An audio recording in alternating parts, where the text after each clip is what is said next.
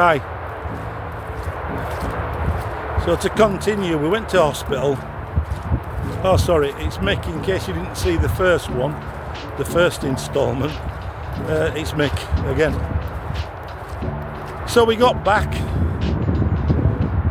to England, and my eldest son took me to the hospital. When we got there, it was the middle of the night, and the place was heaving. You won't believe it. I think it was a Tuesday or a Wednesday night, and the hospital was heaving. They are under pressure. In my opinion, for what it's worth, there are too many people on this island of ours using too few resources, but that's just my opinion. Back to the story.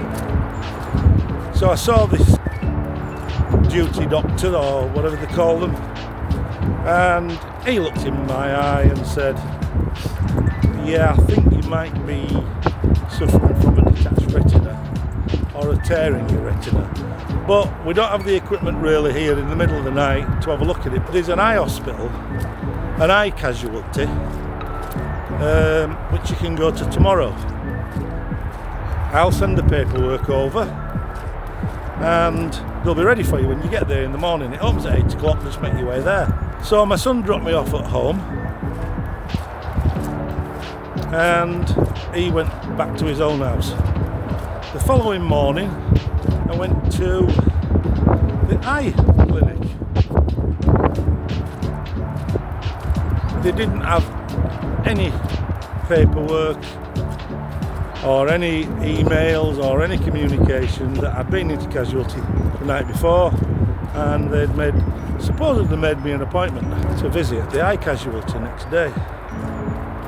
So they said, go home, we'll send you an appointment. I said, hang on a minute, I'm blind in my right eye now. By this time, the black blob had gone all the way across my eye, so I couldn't see out my right eye. I could see light and dark, if you know what I mean.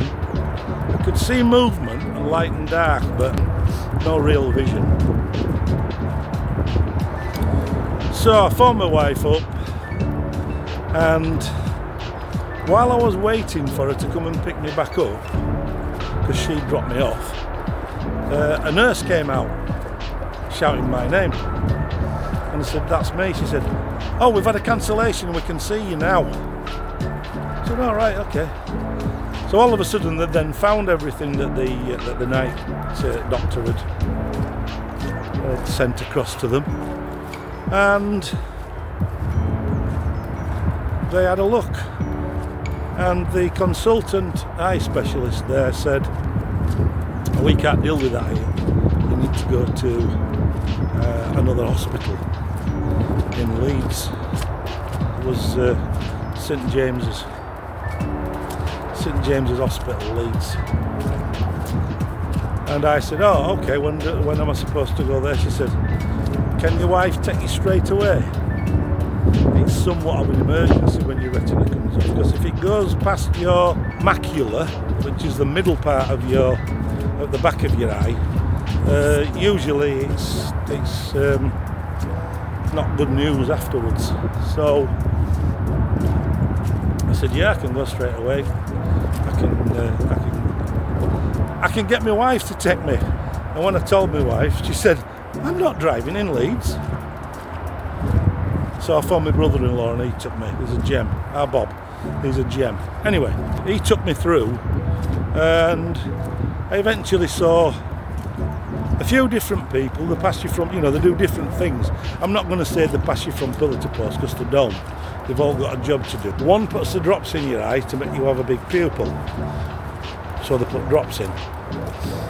The next one scans your eye, so they've got the scan. And then the next one is the specialist who sees you. And he confirmed that I had a tear in the retina, and the retina was detached from the back of the eye. And the prognosis wasn't looking good, but they would do what they can. Unfortunately, they tried to get me on the operation list for that day, and it was completely full. So I was told to go home and come back the next morning. This is an emergency, by the way, and they're sending me home to wait till the next morning. My anxiety levels were off the scale, really. So plenty of water in the weir today. Oh, I'm easily distracted, by the way. It's just something that, yeah, I'm easily distracted. So let me show you the weir, which is here. Gary, don't you go too near. Oi, oi, come on. This is the weir. There's plenty of water in there. I have actually seen this weir where there was no weir. The water level went straight across. No weir at all. Obviously there was a lot of turbulence. There's been a lot of water, a lot of snow, a lot of rain. So it's pretty fast, but not as fast as I've seen it. Anyway, back to the story. So I went back the next morning and I waited all day because I think they had to add me onto another. They have lists, don't they? They have a morning list and an afternoon list. And I think the emergencies, the non-planned operations, that's stuck onto the end of the list that they've got for the day. So I ended up getting done sort of in the afternoon. Weirdly strange experience, which I'll tell you about in the next one.